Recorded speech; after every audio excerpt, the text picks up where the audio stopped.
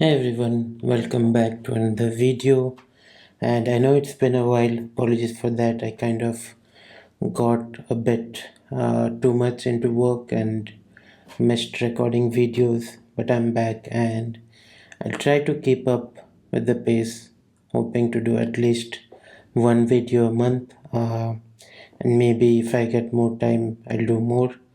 But yeah, in this video, I wanted to talk about ZSH and how I structure my ZSH config. So recently I saw that Dreams of Automation released a new video about ZSH, and he kind of showed how he structures his ZSH config and all of the things that he uses. I thought I'll do something similar, and yeah, the result is this video. So the first thing I want to talk about is how I store my ZSH configs, or how they are placed, right? So everything that I use for my ZSH configs is actually in my config/zsh directory. And if I do a quick check, you can see that I have these files. You can see that I have the zshrc file, I have a zshenv file, options, oh-my-zsh, keys, completions, aliases, and similar to this I also have a shell folder. And if I show you guys what's in here, so you can see that I have aliases, environment, functions, right? So what's the purpose of all of these files? What are the contents and anything related? That's the agenda of this video, going through all of them so that you can use some of it, and maybe you'll find something useful that you can use in your own shell config. So the first thing I'm going to do is open up my ZSH config, and this is one of the aliases that I have defined.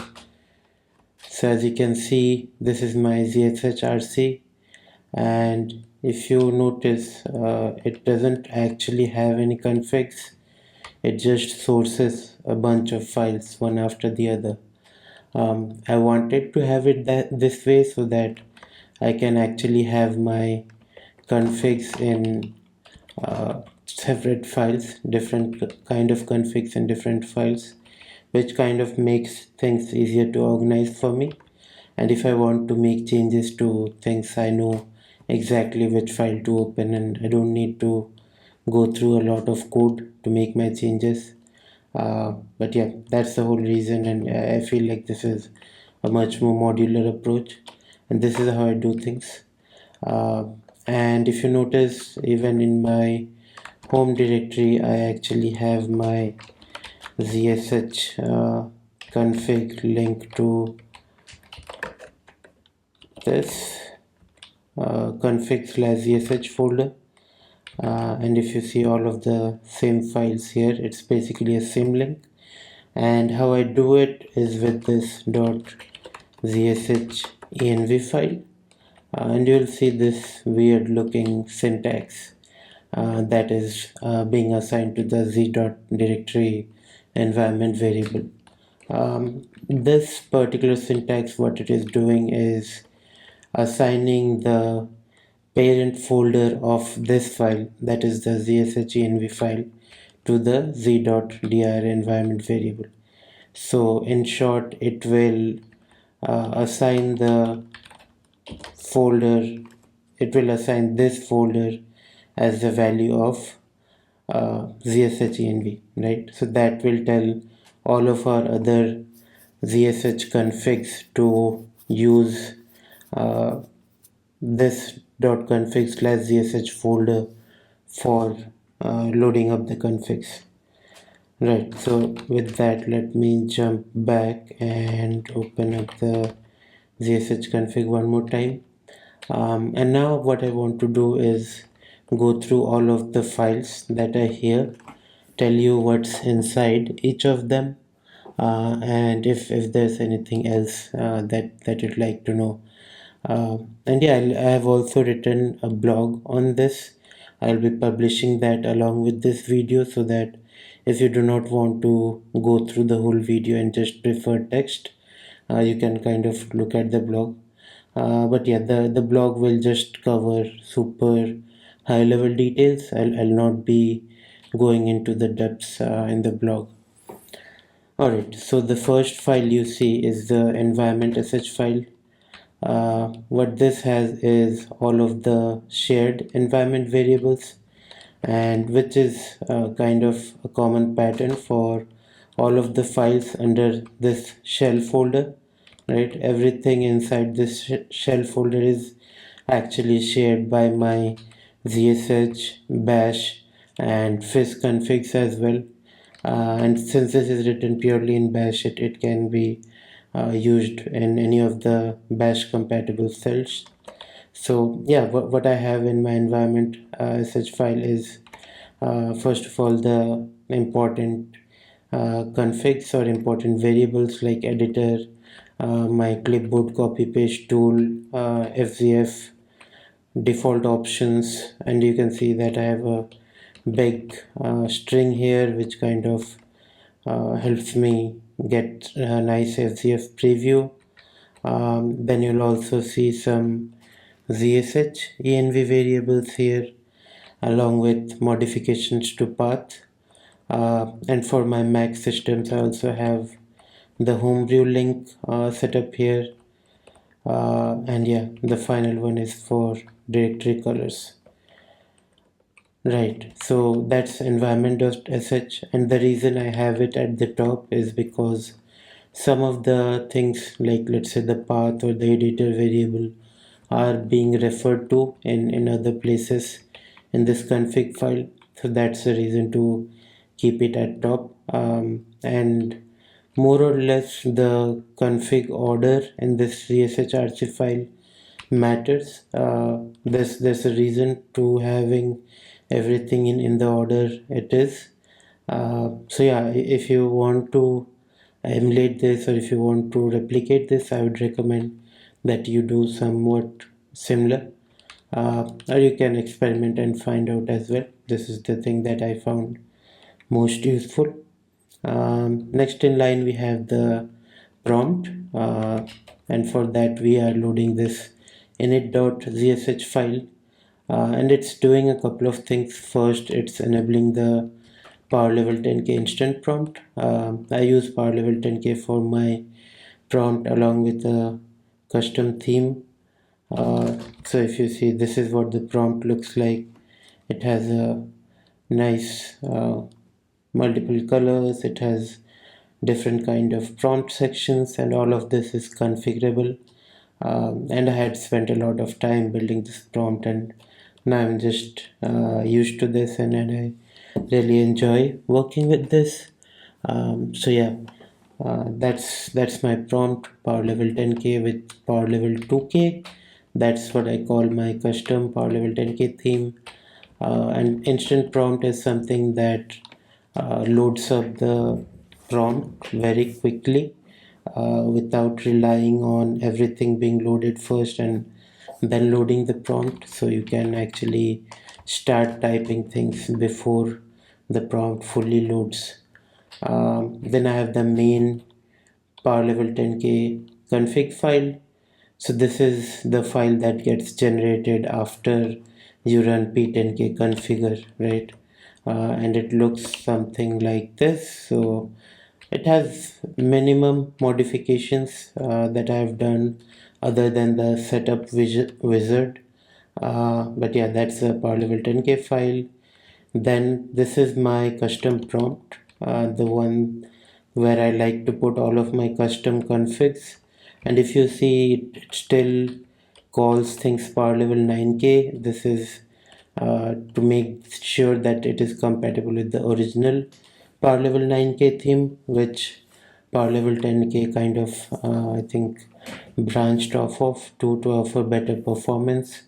But yeah, that's the content of power level 2k, and this actually assigns a lot of the icons, colors, and everything that you see in my prompt over here. So all of those things are configured on this file. And then finally I have my prompt section for mice, and it's a simple prompt addition that basically lets me show prompt segments or mice segments in the prompt. So let's say if in a particular project I have a certain version of Ruby being used, it will show up here. I don't have any of those projects on this system, but yeah, it looks really nice, and it's a good way to quickly see what version of what tool you're using. All right, so that's about the prompt. Next we have the oh-my-zsh configs. So this is the init file, you can say, for oh-my-zsh, and all it contains is the plugins, the different plugins that I load, oh-my-zsh itself, and it also sets the default theme to be used by oh-my-zsh. And in terms of the plugins, I'll quickly go through them, what each of them help me do. Alias tips is something really useful. So what it will help me do is, let's say if I do get add, it will actually tell me that there's already an alias defined for it, which is GA, right? Then I have colorize, which basically lets me colorize output of a couple of commands. And if you want more detailed info on any of these prompts or any of these plugins, you can simply do oh-my-zsh plugin info colorize. Yeah, so if you run this particular command, it should open up the readme of that plugin, and you can kind of see all of the things or all of the features provided by that plugin. So yeah, I'll recommend take a look. .env is basically for loading up your .env file into your environment. Directory history lets me do something really cool. Let me show that, although I don't use it as much these days, but it's still handy to have. So let's say if I went into my config directory, I can actually hit alt plus up and it will take me up a directory, and if I do alt plus down again, it will take me back. I can also do back and forward, so it kind of gives me a quick way to jump without using CD. But yeah, it's basically a lazy way of exploring your uh, directories. Then I have Docker and Docker Compose. These basically provide a bunch of completions and aliases. Then I have Extract, which is very handy. It lets you extract any kind of archive with a simple command. FSH, this is the syntax highlighting alternative that I use. I know that there's one from ZSH users. I think it's called ZSH users / ZSH syntax highlighting. But this gives more customization options, and I feel like this is a little bit faster. I had done some benchmarks when I came to this, so yeah, that's why I'm sticking with this. Then I have fancy Control Z, which lets me do something like this. So I just hit Control Z and it sent the new Vim instance to background. If I hit Control Z again, I think now I need to do FG. Yeah. So this is the purpose. It lets you quickly send things to background, and then you can open them up again as well. Then I have FASD. I feel this is something that I can now remove since I am fully into Zoxide now. The plugin FASD. Yep. So this is probably something that I no longer need, but if you do not use Zoxide, you can actually use FASD. It will provide you a bunch of shortcuts that you can use to jump around different folders. So yeah, if you use Oxide, you totally do not need it. FZF tab is something that provides you FZF completions on tab. So let's say if I hit VI, hit tab, it will kind of open this nice preview picker. And this is actually the preview and the ZSH prompt set up by the env files that we looked at earlier. Alright, GH provides a bunch of helpful aliases for the GHCLI tool. Same for get extra commands provide some more commands other than the ones that come by default with get.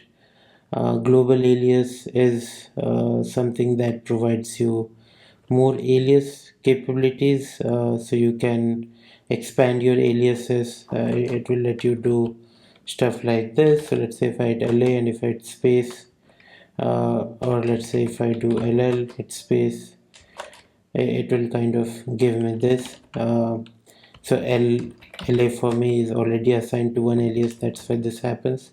If I do easy and hit space, it will kind of expand the aliases, which is kind of useful to make sure that you remember what command you are typing. Magic enter is really cool. It will it helps me do quick operations. So let's say if I'm on this git repo, and you can see that we just changed the FHD we removed the FHD from the plugins list, right? So normally what I have to do git diff and then see this, but what magic enter lets me do is simply hit enter and it will actually run a pre-configured command. And for git repos I have set that to set that to GST, which is get status s and get diff head. And for non alias projects, or sorry, non git projects, it kind of does a LA, which is again this particular command. So anytime I want to see the contents of a file, instead of doing ls for LA, I simply hit enter and it shows me everything that's in that folder. Alright, so next we have mice, which basically activates mice for my ZSH. Then we have timer, which is this particular thing that you saw on the right. So let me open something. Let me just open NeoVim inside NeoVim. Let's say if this took a couple of seconds and then I close this, you'll see that on the right you see this nice timer. So this actually comes from the timer plugin. Tmux is to provide some compatibility between ZSH and Tmux. Highly recommended if you use Tmux.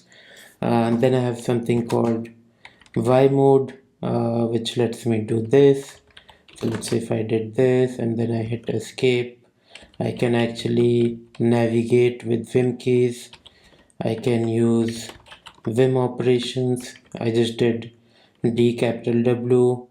I can hit dollar to go to the end and stuff like that, right? So it gives you a nice Vim mode, which is useful when you are typing out longer commands. Or else you could also do one cool thing here. I don't know if you are aware, but if you are editing a long command, right, you can hit Control X, Control E, and that would open up the command in your configured editor, and you can make changes to it, hit save, and then you'll see the updated command in your shell, right? So it's pretty handy. Then there's web search, which provides some helpful aliases for doing quick web searches from the CLI. This will open your default web browser with the particular search term and the web search tool that you used. Then there's integrations for Zoxide. Then we have ZSH autopay. This is something that's really nice. What it lets you do is, like, let's say if I wanted to do CD and let's say there's a folder that has spaces in it, right?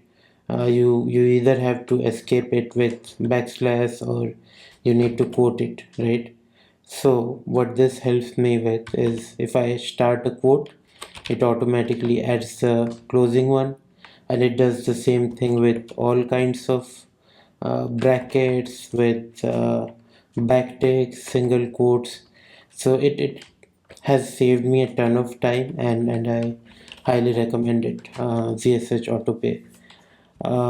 Then there's auto suggestions, which is this particular thing that you're seeing, the ghost text that you are seeing along with the commands that's coming from auto suggestions. Completions provides a bunch of configuration completions that are not present with ZSH by default, so this adds those. Then there's ZSH navigation tools, which lets me do a bunch of navigation with some key bindings around history and stuff, so it's really useful. And then, yeah, as I said, I'm using the power level 10k theme, so this configures that. And if I'm on the Linux terminal, this is the terminal that opens up before you get into your display manager, like SDDM or GDM or something. This is the terminal that you see when you hit Control Alt F2, let's say on a Ubuntu system, or F3 or something, right? So there are different terminals, TTYs, I believe. So if a terminal like that is there, then we do not have nerd font glyphs there, right? So this particular prompt would look weird there. So there I resort to a text only prompt, and I prefer voice. So this takes care of that. And for installing oh-my-zsh and all of the custom plugins that are not part of oh-my-zsh installation by default, I use my setup script. So on my .2k repo, you'll find this particular setup script, right? And in that setup script, I have a function for installing oh-my-zsh, right? And this can be directly called if you do install extras, so option number 2 when you run the setup. So let me show you what that looks like. Setup.sh, and if you do 2 and hit enter, it will set up oh-my-zsh along with all of the configs, or actually all of the plugins. And the reason you're seeing all of this weird syntax is because Mac terminal does not support echo E or escaped colors, but yeah, that's not related to this. So yeah, this is the function that kind of sets everything up. Install oh-my-zsh. And one thing that I'd like to point out, the ZSH completions repo that I use is not the one provided by ZSH users. It is from this user Clark ATM, and this actually adds things from ZSH completions from the original ZSH users repo, and then also combines it with a bunch of other things, a bunch of other completion sources. And yeah, and this is also where you can kind of look at the URLs for all of the other plugins, so you can quickly use this for that. All right, so we have covered oh-my-zsh. Next we have, and this is probably the biggest one, other ones won't be as big, but yeah, next we have options. So this basically takes care of all of the set option commands, things that help you configure how ZSH behaves. So this is the file that takes care of that. I'm not going to go into all of these in details, but basically I have a bunch of things that tells me tells ZSH to share its history among sessions, to not save duplicate entries, and to append to history and stuff like that. But yeah, a quick Google search on all of these would be more than sufficient, and I believe that this is like a good sane default. And yeah, if you do not have any specific preferences, you can just use these, and if you want, you can explore more. Then I have a couple of more options here, like the history size, and completion configurations and so on. And then I have some plugin configurations, and this is where you can see I have configured the git command and the other command from magic enter. So GSD and LA are configured here. The colorized tool configurations are also present here. What else? Yeah, and then I'm finally loading the ZMV module, which is like a better rename module. You can check for its usage, but it's provided by ZSH, and it's super handy when you're trying to rename a bunch of files together. All right, so that was options. Next we have completions. So this file basically takes care of all of the completion related commands. So as you can see, I'm loading up comp init. I'm setting some variables, and I'm also setting the ZLE highlight for page to none. Then I'm configuring Docker over here. So for some of the Docker commands, we want to use option stacking for the completion. So I'm enabling those, and then you'll see a bunch of commands for FZF actually. So what this lets me do is, it's pretty handy actually. So let's take the cd command for example, right? So what this will allow me to do, if I do cd and then hit tab, it will actually show me a preview of the contents of that directory. So let's say I want to see the contents of my config directory, right? If I do cd hit tab, I do config, the prompt, I'm super zoomed in, that's why you can't see more of this. But if I, let's say, zoomed out a little bit, right, and if I tried cd again, uh, hopefully, oh, I think, yeah, I need to zoom out a lot for it to work. But what this basically lets me do is these kind of completions. Okay, I think this should be a good zoom level for video. But yeah, that was completions. And then another thing, so I'm doing a bunch of tools, FZF tab completions here. And what you do basically is you pass in this the command that you need, that you want to use to preview, right, the particular option that will be selected in FZF, and the output will show up in your FZF preview. And yeah, as you can see, I've done it for Git, for Vim, new Vim, Pacman, Git checkout, and a bunch of other things.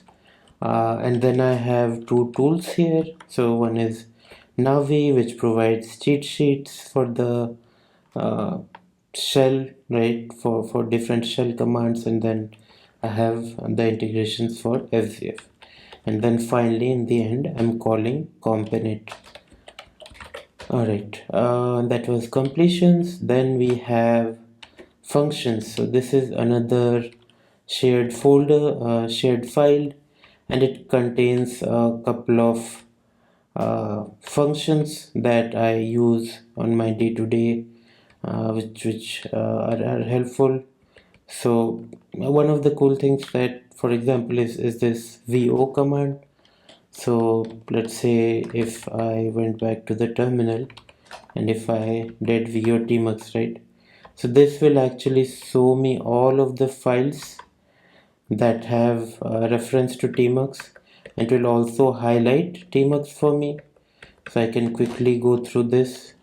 Another example, let's say if I just search for vo and then nvim, right? So it will tell me all of the files that have reference to nvim.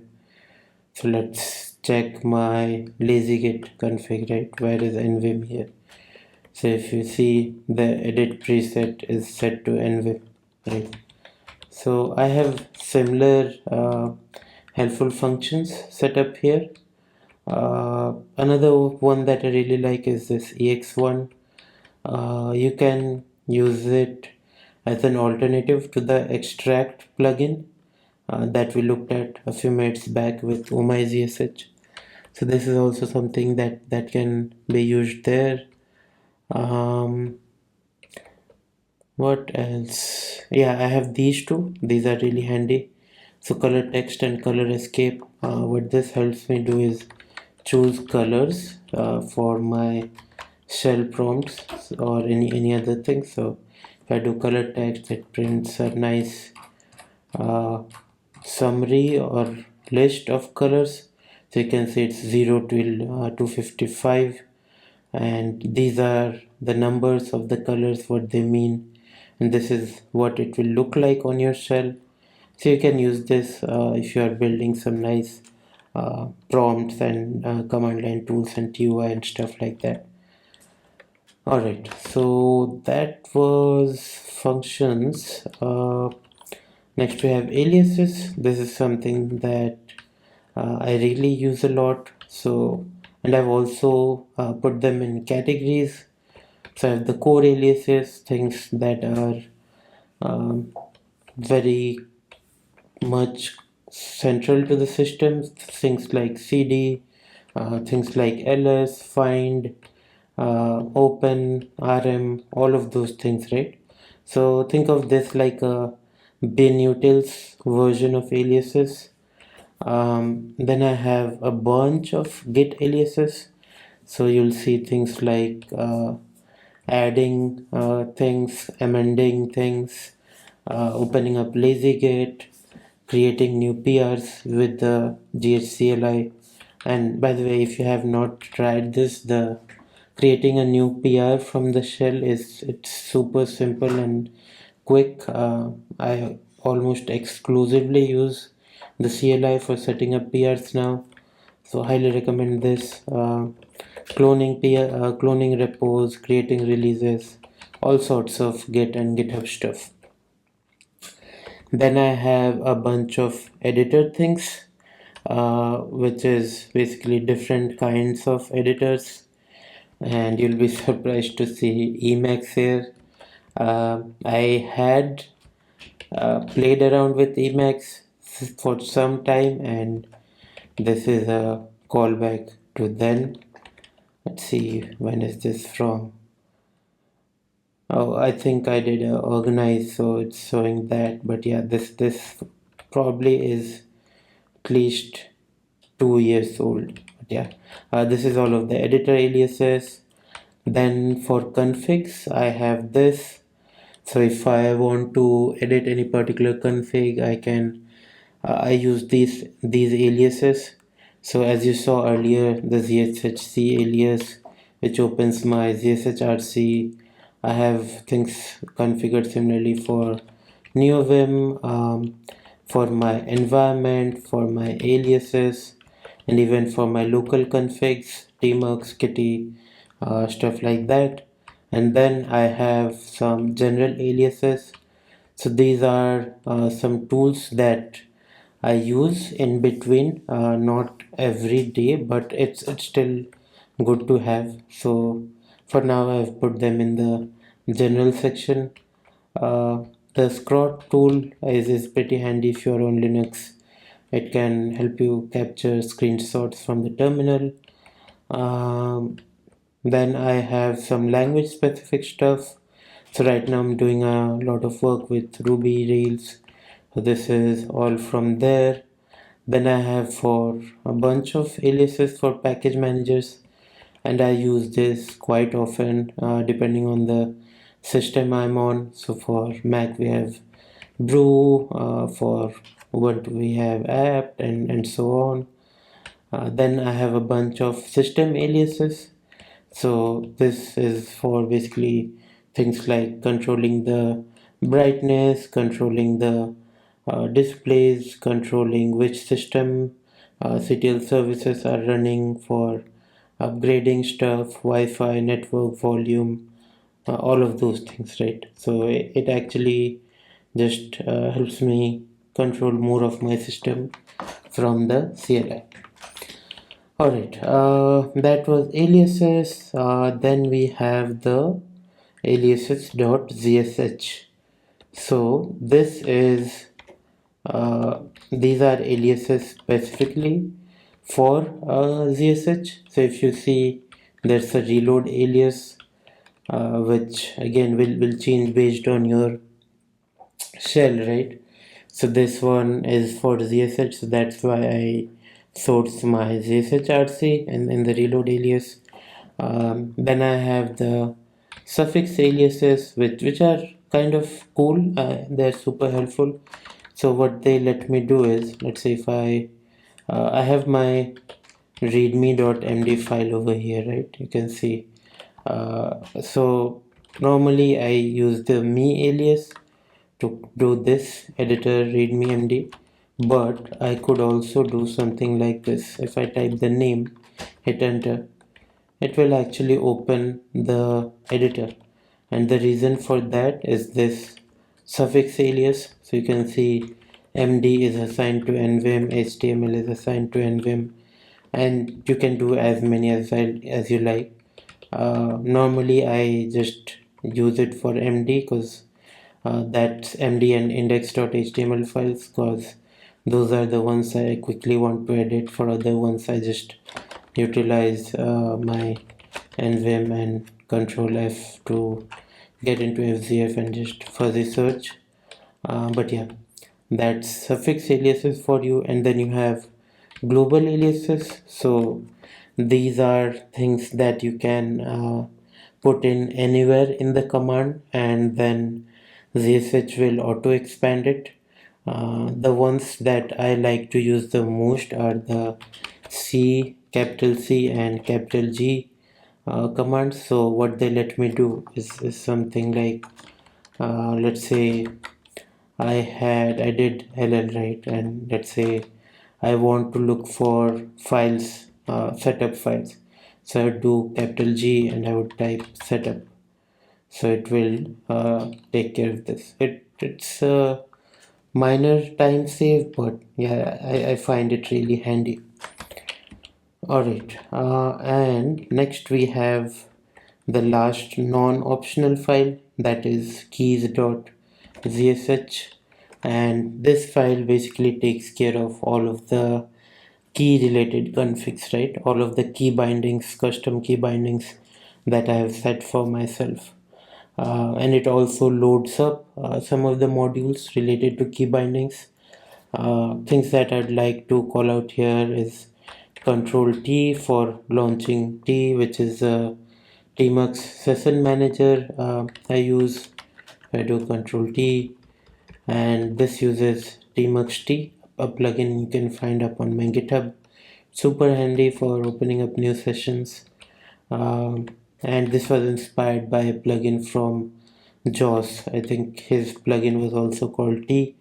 Then I have LazyGit. So for LazyGit, I can anywhere do Control G. It will open up LazyGit quickly. Then Control F. This is something that I really use a lot, and it basically lets me do this. So if I hit VI and then hit Control F, it kind of opens up this pop-up with search capabilities. So yeah, that's some of the key bindings. Control K is for accepting a suggestion. So let's say if I did this, I can hit Control K to accept whatever's there, and then hit Control J as an alternative to enter. So this kind of avoids me to move to not to move to the arrow keys. I can just do everything from the home row. Then you can see the Control X Control E command to edit the command line. Then I have alt dot and alt M, alt enter for copying, or alt M for copying the previous word. So what that lets me do is, let's say if I did vi dot, or let's say bat some file, right, bat git ignore, right, and now let's say I want to um, open up git ignore and do vi alt dot, it would take whatever is the last argument of the last file, and then what alt m would do is just copy your previous word, right, so it will cycle through all of the words in your command. So super handy for doing renames. So if I'm doing something like mv dot get ignore, and if I want to back it up, right, I can do alt dot and I can do dot back or something. But yeah, those are some of the key bindings that I use, and that brings us to the end. This one last file, that is local.sh. This file is system specific, right? So this contains your uh, files or your environment variables local to that system, any particular keys, API keys that you may be using, or any one-off scripts that you want to configure, or any updates to path that you want to do, right? So this is like a all-purpose file that is specific to your local. So anything that you add here will not be tracked by the repo, and you can freely use this while freely add things, delete things from here while getting updates from upstream, right? So that's the purpose of this file. And yeah, I think that was pretty much it. I think this one went on for a bit too long, but if you want to explore more, you can come to the readme of .2k. I'll be sharing the link here, and then just click on this ZSH link in the included config section, and it will show you all of the files, and you can kind of click through them and explore. And yeah, I'll also be including the blog link in the description of this video. So if you want, you can take a quick look there and get a quick overview. And yeah, with that, I'd close Neovim, and thanks again for watching. I know again I've been away for some time, but yeah, appreciate the patience, and I'll try and make more videos in a better pace in future. So with that, thanks again, and I'll see you in the next one. Bye bye.